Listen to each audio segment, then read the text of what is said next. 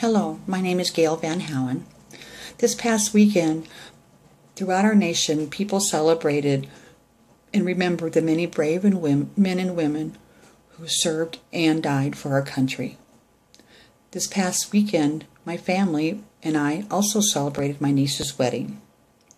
She and her new husbands are both captains in the United States Army, and both have served in Afghanistan.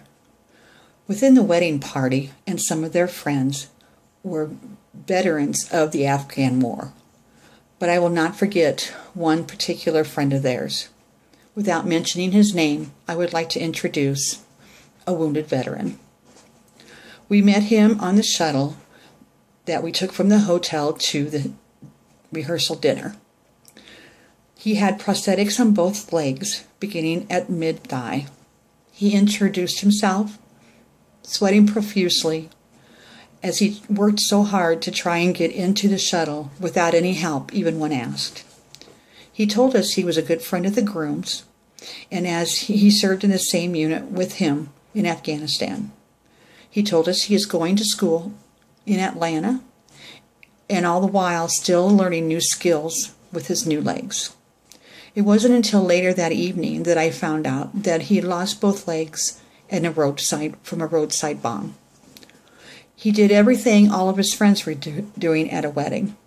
He drank a few and he danced a few. There are not only physical wounds, but many come home with emotional wounds as well.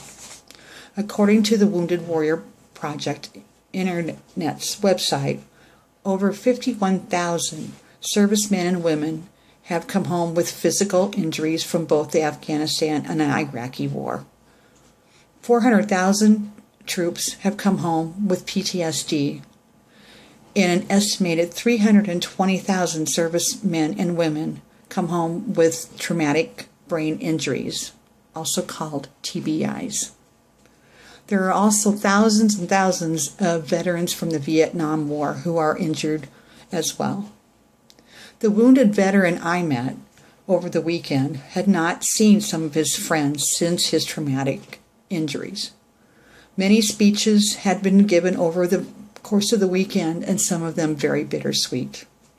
But the one speech I remember was from the groom, when he told us that as a newly married couple, they had made a big donation to the Wounded Warrior Project in his friend's name, who was able to attend the wedding proudly.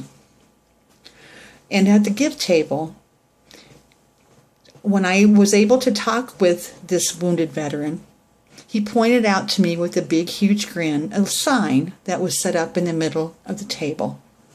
The sign read, "In leeway of favors, we donated to the Wounded Warrior Project." He was very proud. The Wounded Warrior Project is a great place to learn more about the wounded veteran. Go to woundedwarriorproject.org for more information. Thank you.